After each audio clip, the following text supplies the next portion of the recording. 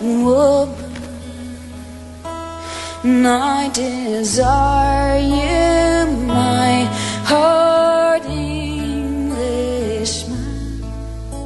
and there anyone who's gone on the marches knows that there's nothing at all anti-Semitic about them, and there's nothing anti-Semitic about crying that from the river to the sea Palestine will be free. I mean, if calling for an area of the world to be free is anti-Semitic, then you've clearly lost your marbles, to be quite honest. If you're a Jewish anti-Zionist who has any prominence at all, you have to develop a thick skin. You have to realise that when they attack you, they're not attacking you as a person, they're attacking you for what you stand for. And so really, you need to be able to brush off all the insults. So when they say you're a Jewish self-hater, my response is, no, I don't hate myself, but I hate you and everything you stand for example. Zionism, like any right-wing political phenomena or movement, attacks people personally because they have very few political arguments. So, I mean, they will call you a capo, a collaborator in the concentration camps, even though the people who did the collaboration were primarily the Zionists. But rewriting history is something Zionists are quite adept at. Well, my name is Tony Greenstein. I've just turned 70. My role is both as an activist and a theoretician, and I try to critique the struggle as it's going, the solidarity movement, the demands that people make, how people see the struggle in Palestine, in view of the necessity for solidarity, and what is often the political weakness of the solidarity movement in terms of Israel-Palestine. So I think that's probably my most important role. Well, my father was an Orthodox Jewish rabbi, a travelling rabbi. He ministered to different communities at different times. Say Southport in the Wirral we first moved to, then Hanley and Stoke-on-Trent, then Coventry, Merthyr Tydfil in Wales for a year. And in about 1964, we moved first to Birkenhead and then to Liverpool proper, which is where I spent the rest of my childhood before coming down to Brighton to study at university. So, I mean, that was the background. And I say, I never met anyone who was a Jewish anti-Zionist. I never even knew there was such a creature. As far as we were concerned, the Arabs quite irrationally had rejected the hand of peace that had been offered to them, and presumably because of their anti-Semitism or whatever, had decided to wage war on the young Jewish state, which had meant them no harm. So it didn't occur to me that maybe a Jewish state was inherently racist because it had to discriminate against those who were not Jewish. These kind of things did not really make themselves visible till later on when I looked into the issue. But at that time, I mean, Zionism seemed really equivalent to Judaism. It went hand in hand. No one I knew was at all critical of the idea of a Jewish state. It seemed after Hitler the obvious solution, the answer to anti-Semitism. Yeah, I mean, it was about the age of 14, 15. I went to a Jewish secondary school in Liverpool, King David, and probably the pivotal event, and I'm sure even if it hadn't happened, something else would have happened, was a debate in the school debating club, I guess, and the topic chosen was basically Zionism, right or wrong. And the Zionist Federation actually protested vigorously, but the headmaster, who thought himself a liberal, decided that this was a topic which should be discussed, because of course at that time in the Jewish community it was a wall-to-wall support for Zionism, and given no one else would take on the topic, I decided to play devil's advocate, although I considered myself a Zionist without understanding at all anything about Zionists. 99% of Zionists don't. But in the course of researching for the talk, I suddenly realised that I'd been fed just a whole load of myths around the subject. I mean, I never even heard the word Palestinian. It was always Arabs, and it was always a story. And the Nakba was how the Arab armies invaded all of a sudden when Israel declared its independence. How the Arab refugees, despite the pleas of Israel, had run away on the orders of the the Arab regimes, in order that the Arab armies could invade Palestine. So this was a story I was brought up with, and many other people were brought up with at the time. So yes, my eyes were opened at a very young age. I've only been to Israel once. That was, I say, in 1969. It was a school trip, largely funded by the Zionist Federation. It was a kind of, I suppose, early version of Birthright, where you take Jewish kids over to Israel, tell them this is where your real home is, try to persuade them that their roots really are in Israel, not in England. Although when I walked out of the house and felt the burning sun, I thought I longed for the English weather. So I didn't particularly like the food either. I suppose there was something wrong with me, because I didn't feel a great identification with these loudmouth Sabras whose racism was extremely obvious even then. This was the Labour Zionist kibbutzniks, never mind the settlers on the West Bank. So yes, I mean, it was a kind of indoctrination tour in a sense. You were taken around all the sites. I remember we went on coaches to the West Bank. We saw all these Arab kids there and so on, but we were protected because we were told they were hostile. Although I can remember going into Hebron, which we were told was hostile, but we shopped in the souk then. Of course that's gone now because of the settlers having taken over Shahada Street, but at that time it was a very vibrant city, and if there were Jewish settlers there, they weren't obvious at all. There was only a handful, but of course what's happened there today is horrific. So yeah, I mean, we got to see it. I mean, I broke away from the tour and hitchhiked around Israel and went back to Jerusalem. I didn't like the Galilee. It wasn't good for my asthma apart from anything else. It's very humid. So I went to Jerusalem, which was, yeah, I mean, I fell in love with, I guess. I visited Al-Aqsa Mosque without any problem, you know, but I wasn't going as a settler to pray there, just to visit. And Jews didn't visit it at that time. Apart from anything else, they were forbidden to do so by the rabbis for religious reasons. I mean, when a settler nationalists demand their right to invade, I mean, it's not because of religion, it's because they're nationalists. Desire to rebuild the Third Temple.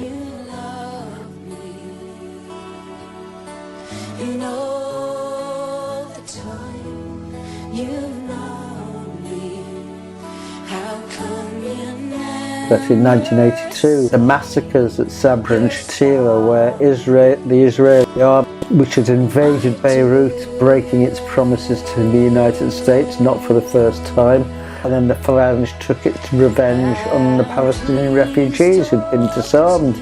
Now, that was the agreement. There was no one left. There were no fighters left in the camps, and Israel lit up the camp at night so the Phalange could murder even more people, and those who got managed to escape to the end of the outer edges of the camp were turned away by Israel's finest. When this news of this massacre emerged, of course, there was a worldwide revulsion at what Israel had done, not for the first time. And that was a horrific shock. I mean, it was to me both personally and of course politically as well. I say personally because in 1979, when I visited Beirut in Lebanon, I had visited the camps of Sabra and Shatila, where I had met the children, I met the women in the sewing classes and so on and so forth. And it was a quite horrific realisation. Many of the people I'd met would have been brutally murdered by phalangist gunmen.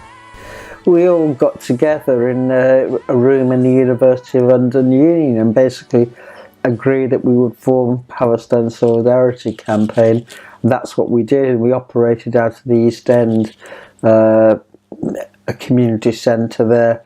And yeah, it was extremely exciting times. It was a GLC, which had given us facilities and so on. So we were operating in a very different environment. This was the time politically when the Labour Party started to wake up about Palestine. But 1982, if you like, was a turning point when Tony Benn and Eric Heffer both resigned from the Labour Friends of Israel and realised that Israel was becoming an adjunct of the imperialist powers. So that was when we formed, say, PSC, and from little acorns, oak trees grow. But PSC has, if you like, transformed into something which I barely recognise now. It certainly isn't anti-Zionist anymore. The adoption of the Oslo Accords was a consequence of the failure to understand Zionism, that Zionism had not settled Palestine in order to give back a portion of it to the Palestinians.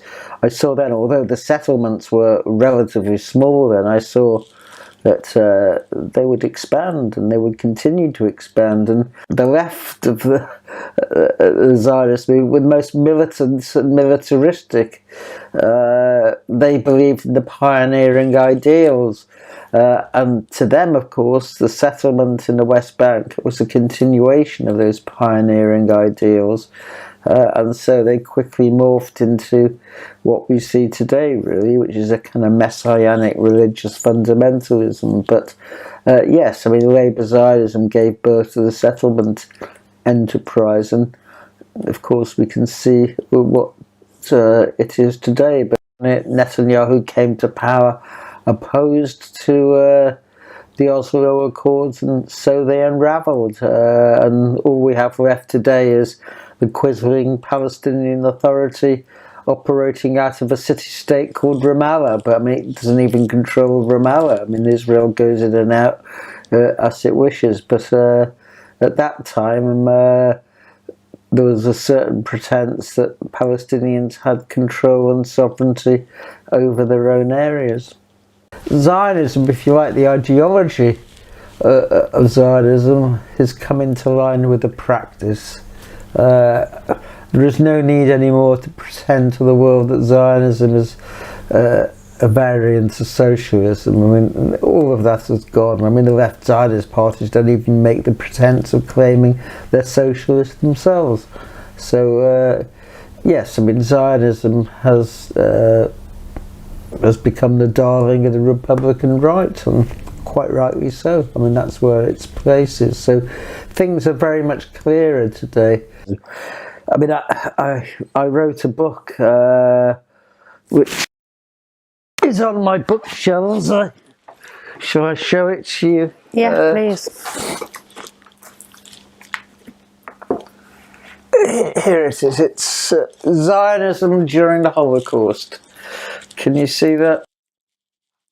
Yeah.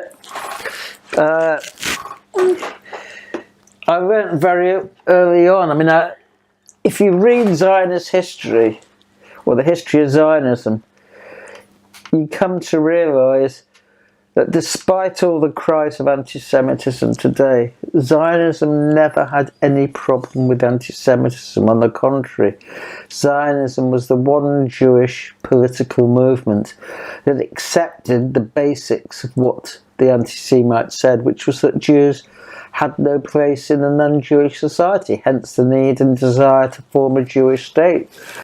And Theodor Herzl, the founder of political Zionism, wrote in his diaries that the anti-Semites would be our most dependable friends, and he was absolutely right, because who authored the Balfour Declaration but Arthur James Balfour, who in 1905, when he was Prime Minister, brought in the first Immigration Act, the Aliens Act, against Jewish refugees from Russia, Tsarist Russia, because if you're an anti-Semite, where better to send Jews than their own concentration camp, in a sense, their own ghetto state, which today is called Israel. And it's not surprising that Israel's built a wall around it, which resembles really the ghetto walls that existed in medieval Europe.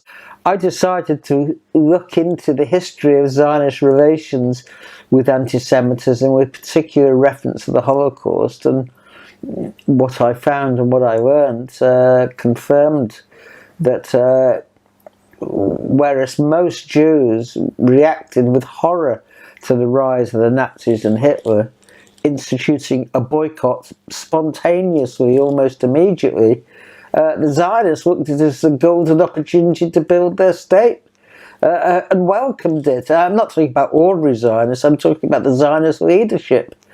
And there's the famous quote by Ben Gurion after Kristallnacht, when the British offered 10,000 Jewish children the opportunity to come to Britain without their parents and so on. But the Conservative government at the time realised, after this major Nazi pogrom in November 1938, that they had to do something, and they said that 10,000 places would be made available for Jewish children. And instead of welcoming this and demanding it should be more, the Zionists said they should go to Palestine. And David Ben Gurion, who was the first Prime Minister of Israel and chair of the Jewish Agency, came out with in a famous speech to the Mapai Secretariat that given the choice between saving half Germany's Jewish children in Palestine and all of them in England, he would prefer that half of them died in order that the Jewish state could be built, because he said we have to look to history. It's not simply the fate of those children who we're concerned about. And this was the Zionist policy throughout the war. Any and every rescue scheme that was devised to save Jewish refugees came up against Zionist opposition unless it involved Palestine.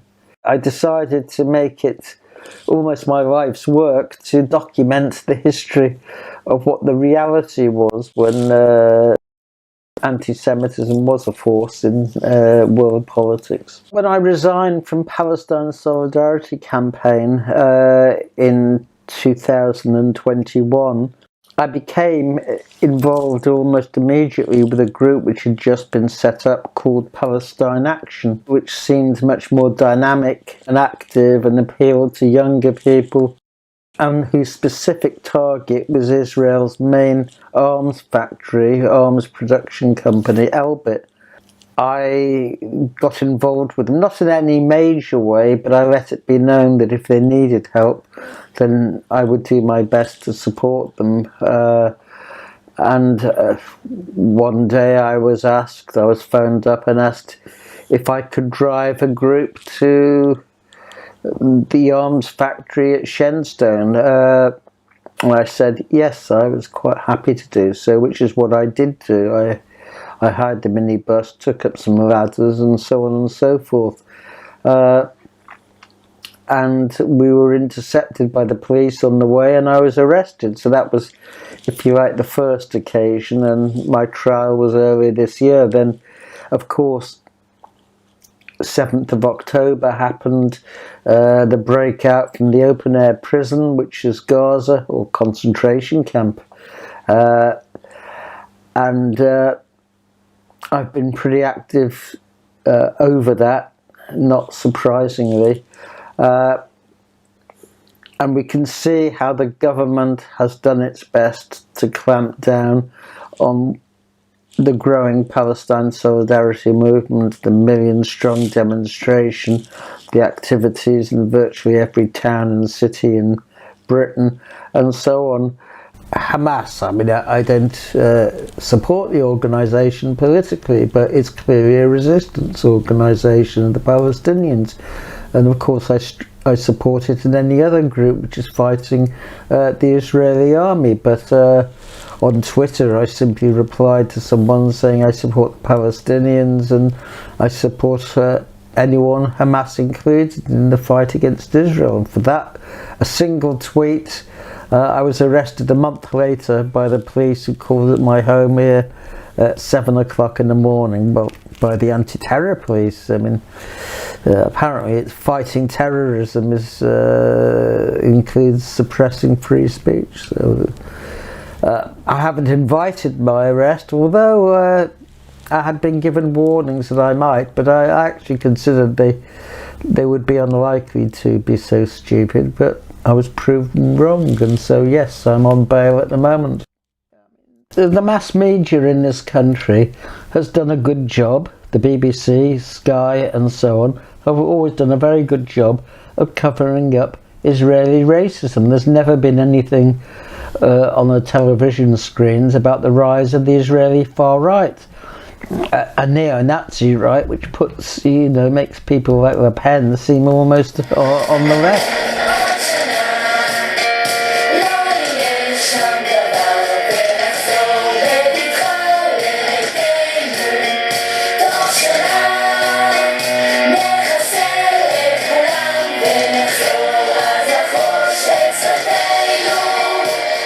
But today it is literally impossible to prevent at least some aspects of that coming out, because it's everywhere in Israel. I mean, Israelis are glorifying in the destruction and the deaths in Gaza. I mean, you have Israeli politicians openly calling for more deaths and more destruction. People are aware of what is happening in a way that they weren't in the past. So yes, social media performs a very useful role in Israel itself, where as you say, TikTok videos abound of Israelis glorifying in the humiliation of the Palestinians, dressing up the equivalent of our blackface here. I mean, those things died out in Britain, but they're alive and well in Israel. And in Israel itself, there is no attempt whatsoever to suppress this incitement to genocide. People in Gaza need to die. Is that seriously what you think? I am killed 2 people Palestinians. I don't believe you did that. I am in the army in Israel. Are you actually in the army? Yes. I am in the army and boom boom 2 people. 2 Palestinians? Yes. And you're happy about it? Yes, of course. I was killed more. Israeli society as a whole is complicit in it, from wall to wall. The eyes of the world are very firmly on Gaza. Well, what is happening today in Gaza is by any stretch of the imagination horrific. We are witnessing a genocide in real time. Israel is not simply bombing the homes of Palestinians, laying them to waste, but has attacked every aspect of civilian infrastructure. Despite Israel's best attempts through murdering over 100 journalists in Gaza, it's done its best to keep the news reporting down to a minimum, except with embedded journalists from the BBC. But anyone who's independent, like from Al Jazeera, risks their own life, and one can only take one's hat off to the bravery of journalists, mainly Palestinians, who are insisting on bringing the news out as to what Israel is doing.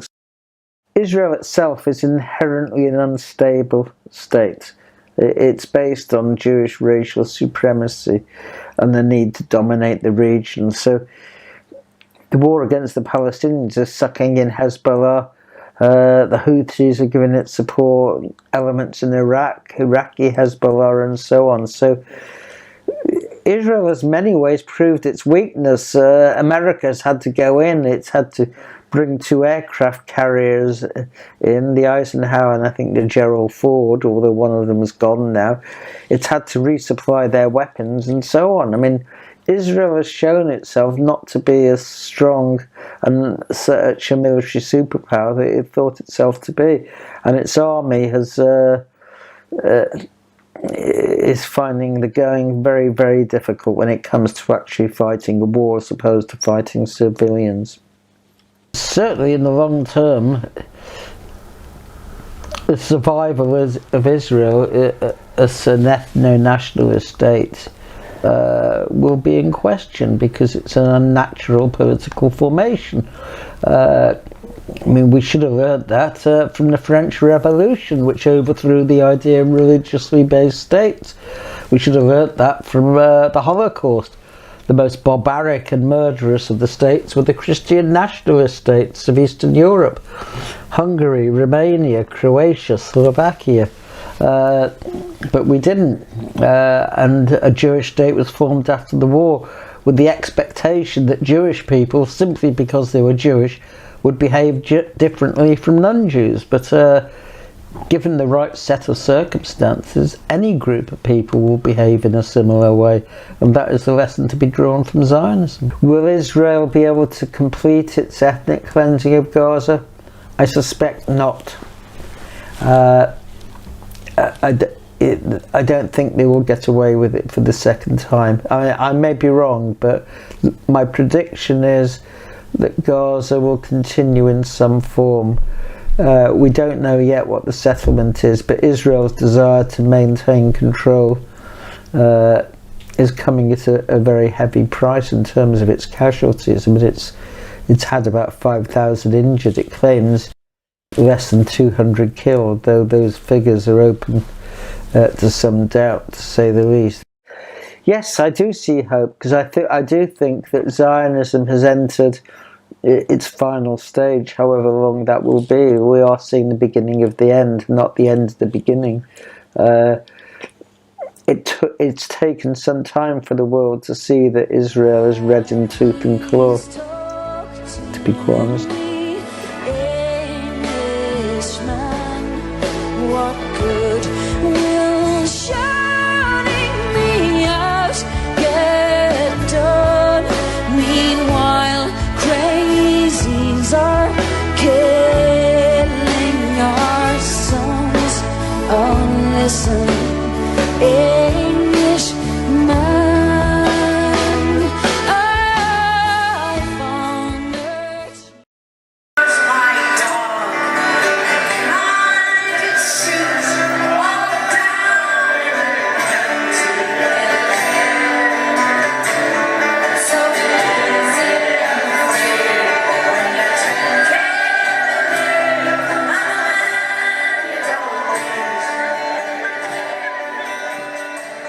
Palestine solidarity at heart is not a human rights issue. It's a political question. Of course, human rights comes into it, as we can see today, in all its barbarity, but it's a political question. Zionism was the adopted policy of the first British ruling class, and now the American and European ruling classes. And they don't love Zionism because they love Jews. They love Zionism because of what Israel does on their behalf, or what they would like it to do on their behalf. That's why all Joe Biden's red lines seem to disappear into the mist. Because at the end of the day, you can't really kick your watchdog too much, otherwise it may start stop barking. So if you think back, there was the original Zionism of Aksentevic. Then there was the revisionist Zionist of Jabotinsky, and now there seems to be a more religious version. But would you say that there is a red thread that goes through all of them? Yes, I mean, Zionism has taken on many forms, but it's remained the same beast throughout. I mean, remember, the first Nakba was not carried out by the revisionist Zionists or the right-wing Zionists. It was carried out by the left-wing, the socialist Zionists, yeah? The kibbutzim, who believed in equality. But they didn't admit Arabs to their kibbutz, of course. And they were established on the rubble of the Arab villages. So, I mean, Zionism has always had running through it the idea of a Jewish state. And a Jewish state on someone else's land inevitably meant the expulsion of the indigenous population. It wasn't unique. It happened in the United States and Australia and goodness knows where. But Zionism has always been the same creature, which is today why. I mean, there is a wall-to-wall Zionist consensus in support of what is happening, the genocide in Gaza. In essence, Zionism has always been the same. It's taken different forms, but today there is no need for Labour or left-wing socialist Zionism, and it's gone further and further to the right. But the alliance with the religious, the kind of religious fundamentalism, was always there in Zionism, even if it didn't manifest itself very clearly.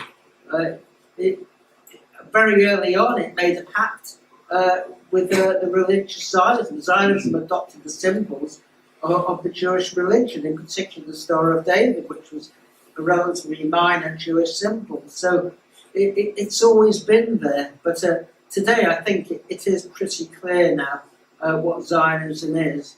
And I think we have to be clear as well. Thank you.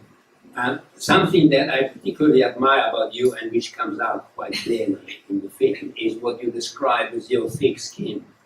Yeah.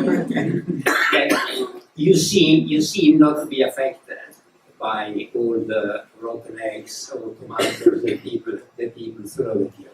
And I would like to contrast that with the time when Jeremy Corbyn was leader of the party, that apparently he was personally affected by all the insults that, of course, unjustified incident, but he seemed to be affected. How do you think we can persuade the solidarity movement to develop a thick skin like yours? Well, I don't think I'm unique in having a thick skin. No.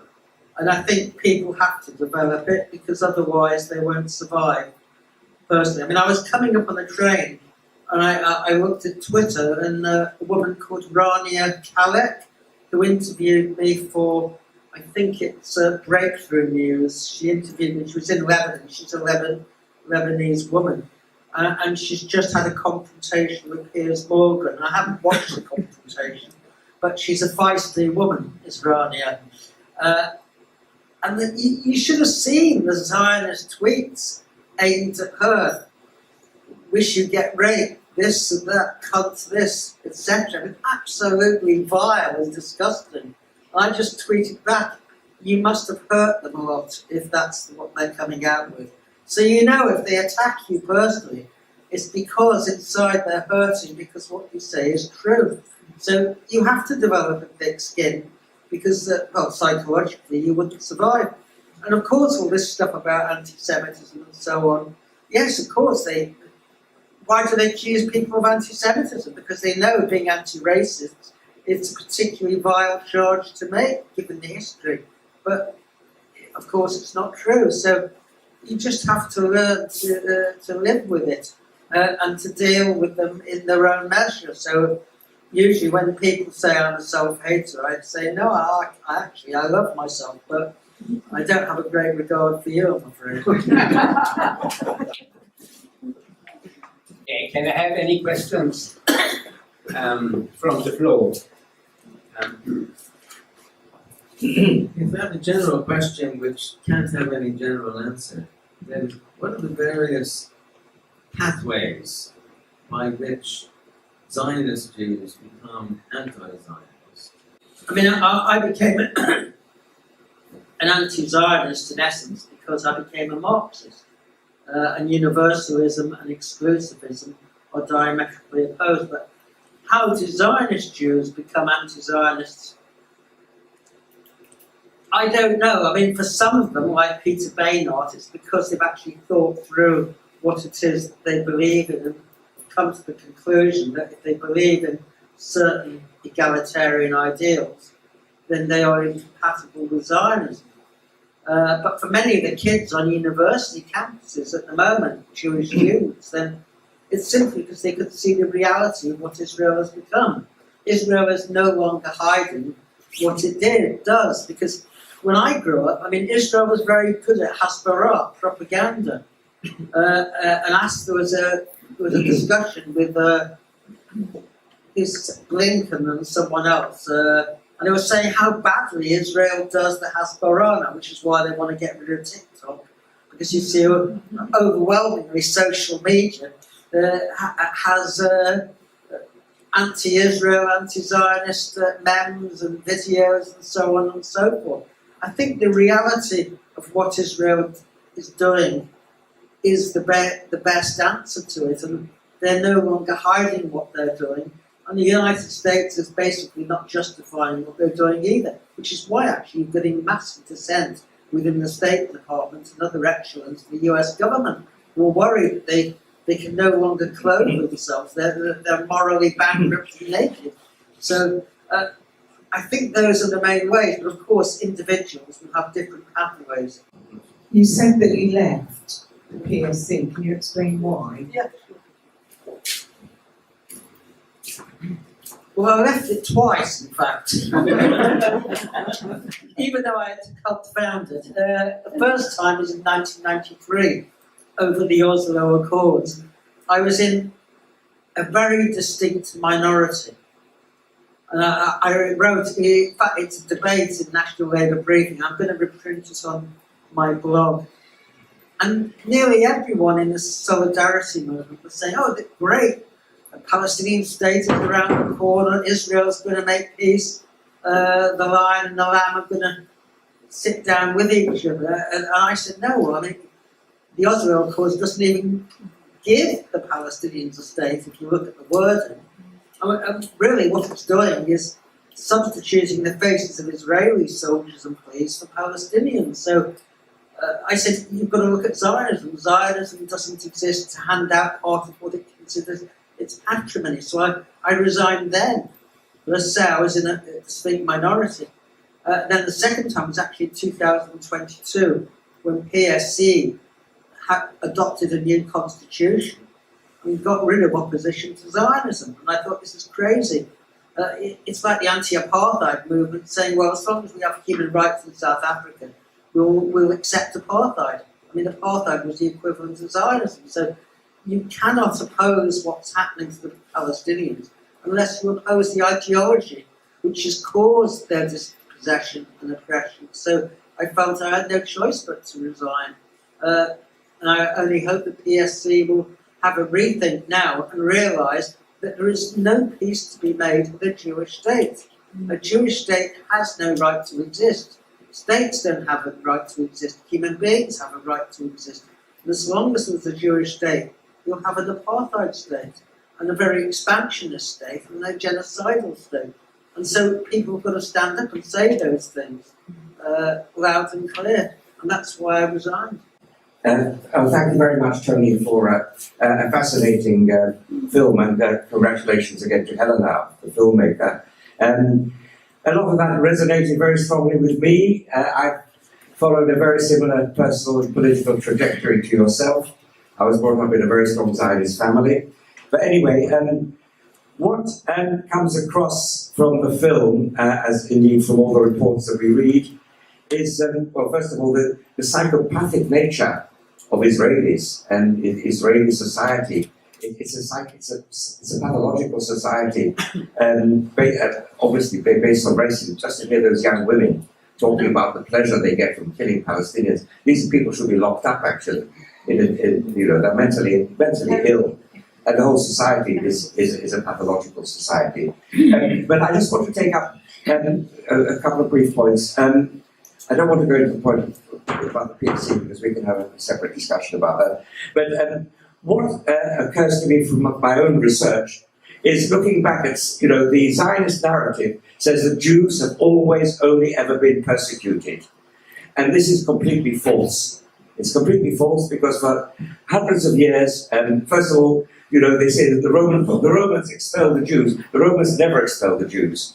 The majority of Jews were traders, travelers, living outside ancient Israel, even at the time of the Roman conquest. And, in the time of the Holy Roman Empire and medieval Europe, Jews fulfilled important roles in the court. They were respected. There were problems with rival Christian merchants, but because they were merchants, traders, travelers, they developed this internationalist outlook. Zionism is a nationalist movement, is an aberration from the real Jewish historical tradition, and therefore we reject Zionism, partly, of course, because of what it does to the Palestinians, but because it's a travesty in terms of the real Jewish historical tradition. Final point is we need an urgent discussion about how can Palestine be free. And that's what I think, often lacking in discussions, not tonight, I must say. Israel is not like South Africa. Israel is worse than South Africa. The Palestinians do not have economic power in the way that the black South African working class had economic power. Therefore, they depend on international solidarity, our solidarity, but crucially, they depend on the solidarity of the Arab masses. And this is the thing that we have to explore. For example, the Egyptian workers, the textile workers who went on strike, nearly won fantastic victory in 2011. I don't want to go on and on, but that is where we have to look to the important solidarity that can help liberate Palestine. Thank you. Other comments? There wasn't really a question. Well, firstly, can I thank Helen for making this film? I'm very grateful to her.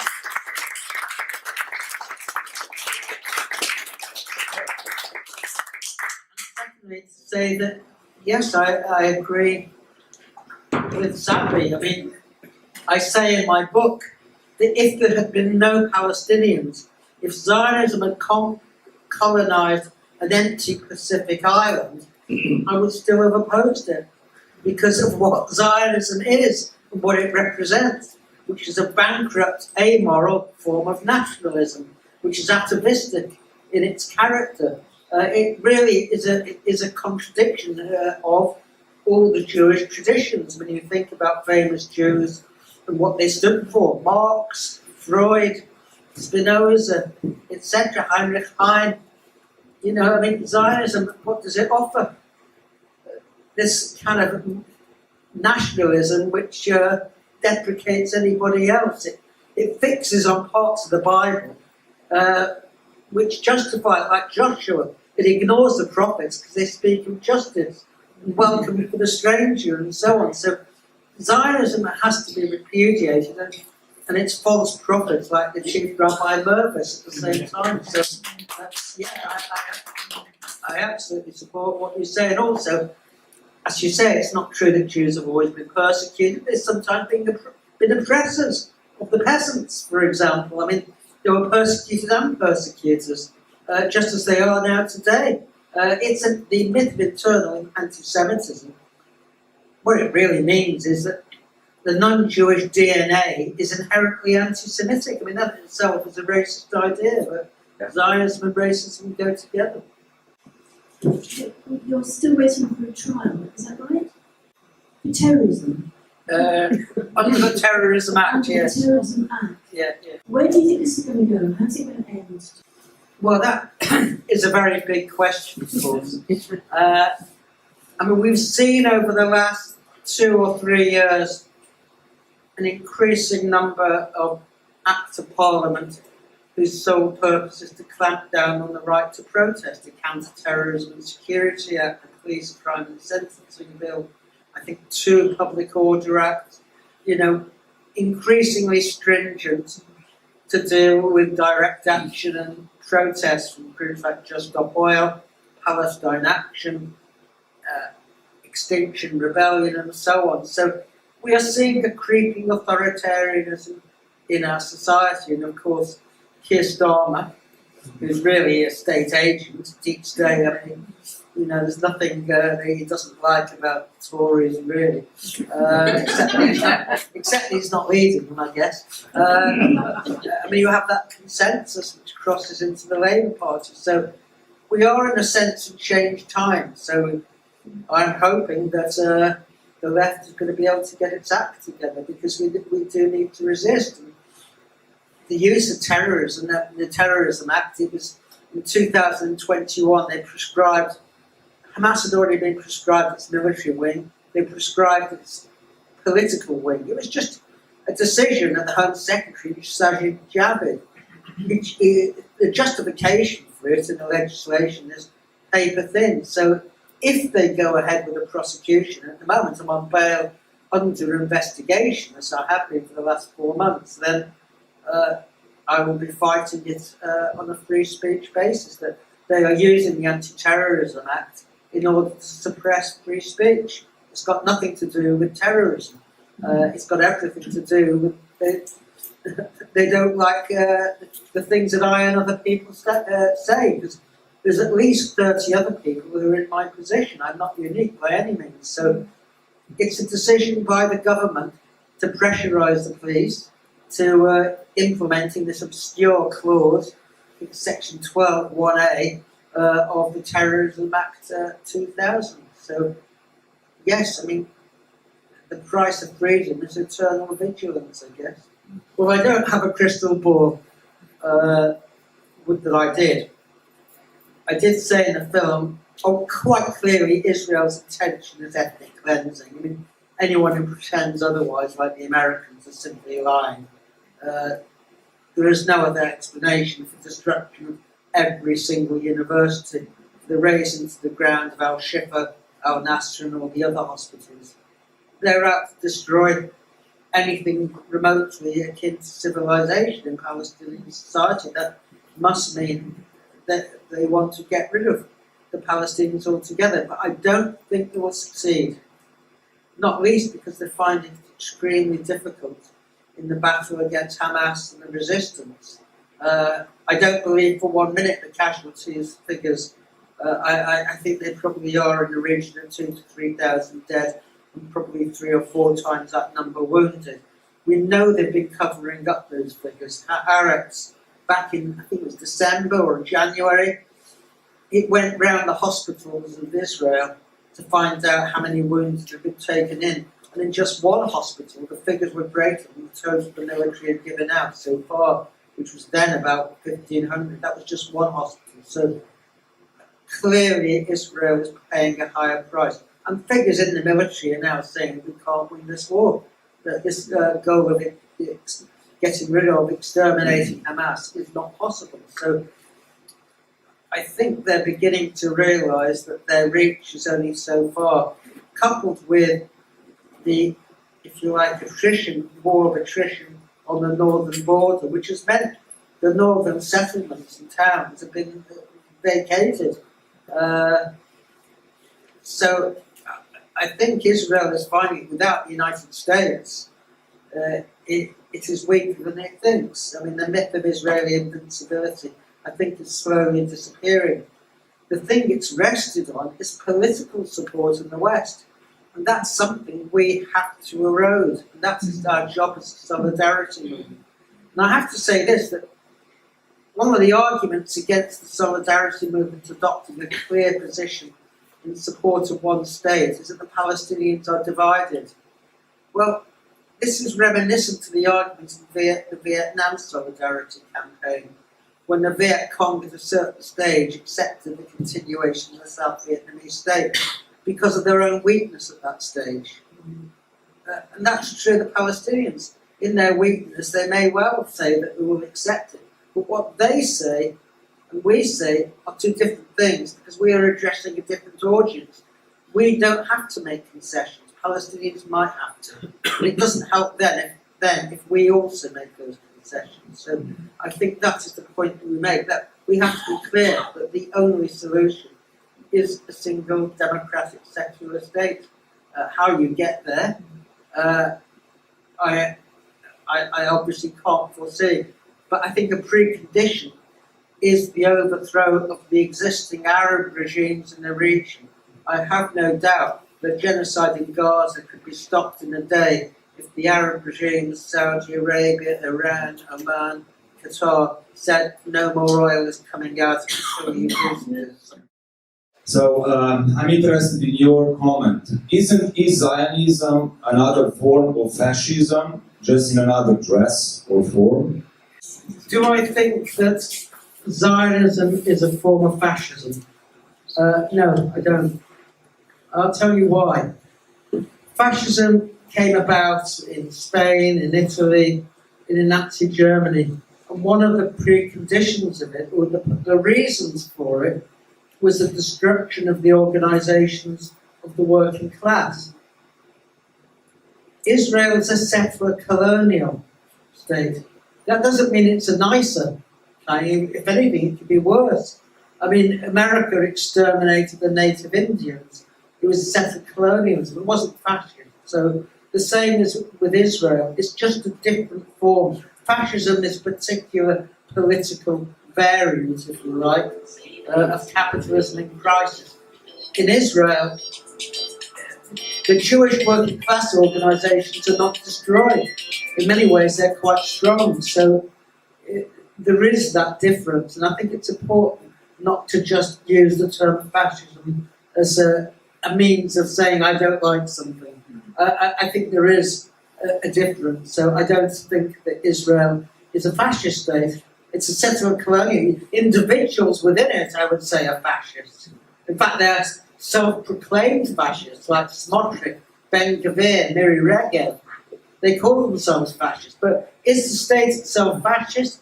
Well, it may take on certain characteristics, but it's primarily a settler colonial state. And settler colonialism isn't better than fascism. Often it's worse.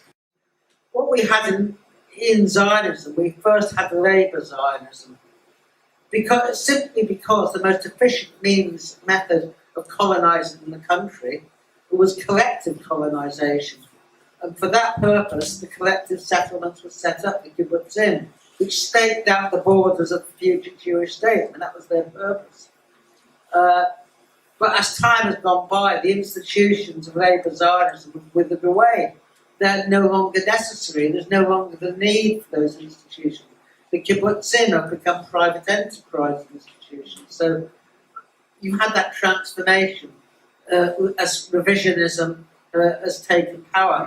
And in its turn, it's made its peace, if you like, or been taken over in a sense by the messianic fundamentalists. Because one of the problems in Israel is you have an incompatibility between those who see themselves primarily as Israeli first and those who see themselves as Jewish first. And they are about 50-50 split. And we saw this, a manifestation of this, before October the 7th, with the massive demonstrations on the street about the nature of the state, because the right wing, the Messianics, want to replace civil law with halacha, with Jewish law. That for them is the ultimate goal, as well as establishing a third temple. There is an irony, because if there was no Palestinians, I imagine there would be a civil war within the so-called Jewish state. The irony is that the Palestinians keep them together because they focus their energy on the enemy outside. I mean, that is the irony of Zionism. It's Jewish state is only kept together by the Palestinians, but they don't, of course, realise it. I think we have to get across quite clearly. I mean, you might have seen on TV last night that preacher called Suella Braverman. She professes a horror at anti-Semitism. And this is a woman who's made racism into a trademark.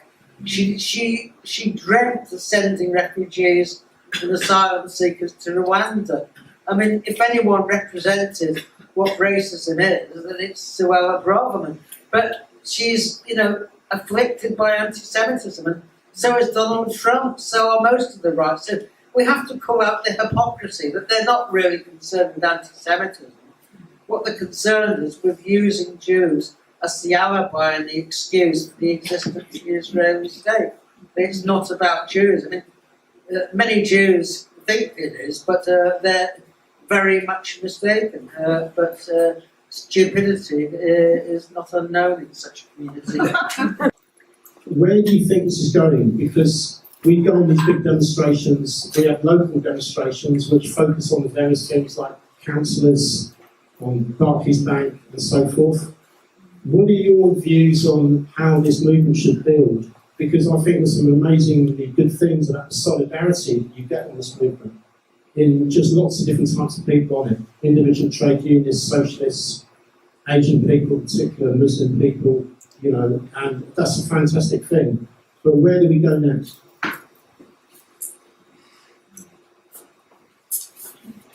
Yeah, thanks.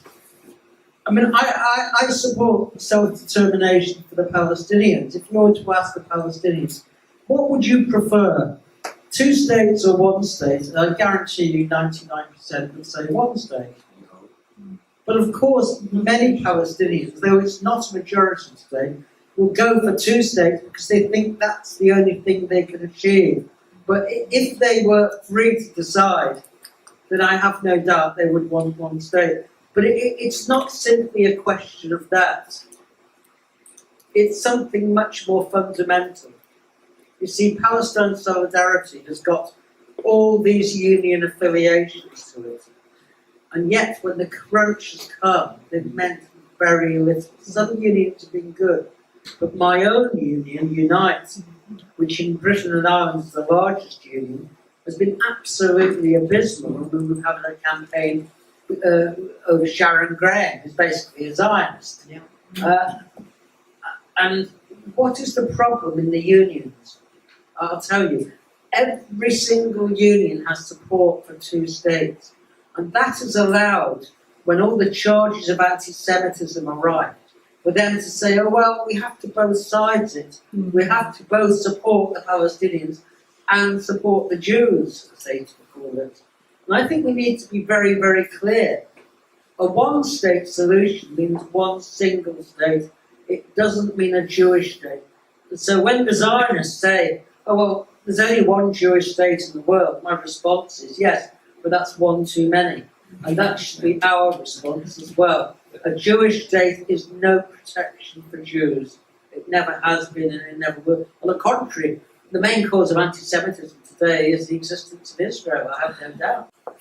Hi, thank you. This might be a naive question. Can you explain a bit more why you think America supports Israel? Is it because, it's an evangelical vote, or is it for American bases? Thanks. No, I mean, it's not a naive question. It's a very fundamental question. It's a question many people are asking. I quoted Joe Biden on why, if Israel didn't exist, it would have to be invented. I could have quoted Alexander Haig, who was Ronald Reagan's Secretary of State back in, 18 to 88, I think it was, when he described Israel as the United States unsinkable aircraft carrier in the region.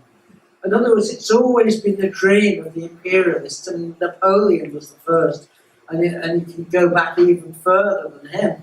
And then all the British imperialists, Palmerston, Disraeli, Shaftesbury, etc. They all wanted to see a Jewish state. The way they rationalise it is, of course, in terms of religious ideology. But religion is really not the cause. It is, I think, the rationalisation of their material interests. They wanted a stable settler state on the banks of the Suez, which at that time, of course, was the main route to India. And India was the jewel in the crown of the British Empire. Of course, it's not today, but it's still a very important route. And the whole region has taken on the added significance of being one of the major oil producers. So they wanted Israel as, if you like, a bastion of reaction in the Middle East. I'm just reading a book now. When Britain had problems and France did over NASA's nationalisation of the Suez Canal. The first country they turned to was Israel. People may remember they concocted a scheme by which Israel would attack Egypt, then Britain and France would step in to separate the warring partners, telling them both to withdraw. Of course, Israel didn't mind withdrawing because it didn't belong to them in the first place. But for Egypt, that was obviously would have been a defeat, but that came rather unstuck. And actually, Suez was the beginning of the slavish followership of British imperialism with United States imperialism. But at heart, it's strategic. And one of our jobs, and the Palestinian resistance, of course, is to make the price of Israel too high for imperialism to keep paying it. So it's a combination. I can't forecast exactly how things will turn out, but I agree with you, I'm happy. We are seeing the beginning of the end of that Zionism. And our job is to hasten that end. I'm just wondering about your opinion on the impact of the Gaza war on Jewish people around the world. It's very difficult to say, but it's very clear from, I think, both Britain and the United States that increasing number of Jewish people are standing out and saying, not in my name. In the United States, I think something like 15 out of 80 of the students initially arrested at Columbia University were Jewish. So there's been a very high Jewish participation. There's also been a very low participation in Zionist assemblies and so on. So the Zionists are not able to mobilize on the streets like they used to be able to in New York when thousands came out for Israel Day. So I think most Jews are embarrassed by what Israel is doing. But of course, we only hear the loudest and the shrillest voices because the mass media will choose to listen to Rabbi Mervis's and the Board of Deputies rather than the many Jews who harbour their doubts or more about it. But I have no doubt that anti-Zionism as a Jewish strand is here to stay and it can only grow stronger. And I think Zionism, you see the desperate attempts, the attacks on the encampments in the United States, UCL, in Los Angeles, in Oxford here, and against SOAS, by small bands of Zionists.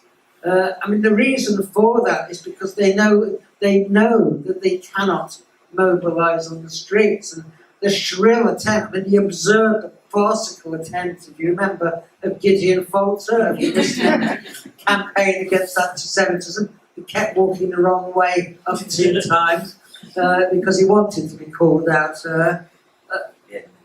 That was an act of desperation, to be quite honest. And it actually shows how weak they are. He must be getting furious at the fact that hundreds of thousands of people come onto the streets and they can't mobilise hardly anyone.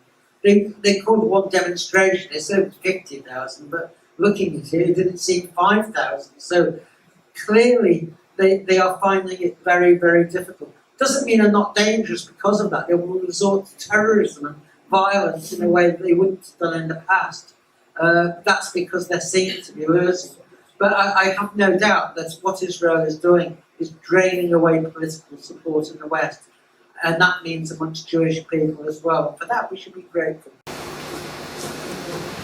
Hi, I've been asked actually by my group on WhatsApp to ask you this question. I'm from a South London PSC branch, and we're having a little bit of confrontation with the local SWP groups. Now, have you got any insight on their position in the movement?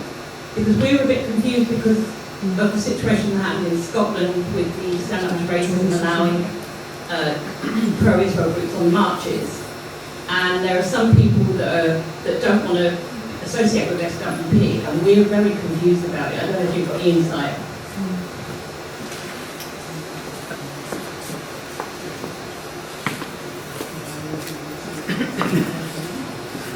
I don't want to get into too much depth, if you like, our differences with the SWP. They have some very good activists. Sally, for instance, here is a member of the SWP, but I do have differences with the SWP. I don't think the organisation as a whole has a hard anti-Zionist position. although individuals might. And I think they've made a catastrophic mistake in Scotland, and stand up to racism has, in marching with groups like Glasgow Friends of Israel.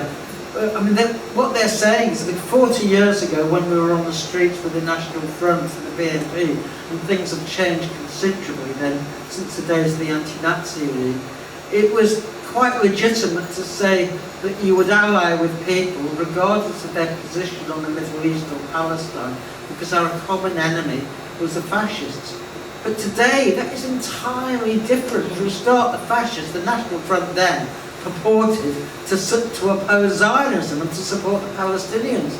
The fascists today, Tommy Robinson and Britain First and all of them, they support Israel. The fascists internationally, Geert Wilders, Le Pen, Orban, they all support Israel. So the situation has changed, but unfortunately the SWP hasn't changed, and it needs to update its analysis and get rid of this kind of marching with Zionism. They're not going to make any impression on anyone in the Jewish community, and secondly, they don't have an analysis of anti-Semitism. Anti-Semitism has changed as well as Jews have. I mean, Jews today are not the Jews of 80, 90 years ago, when Herbert Morrison in the war, he was Home Secretary, he set his face against admitting Jewish refugees from Nazi Germany. And I remember reading one memo within the cabinet, which publicly he said he didn't want to increase anti-Semitism, even though 80% of people supported their admission.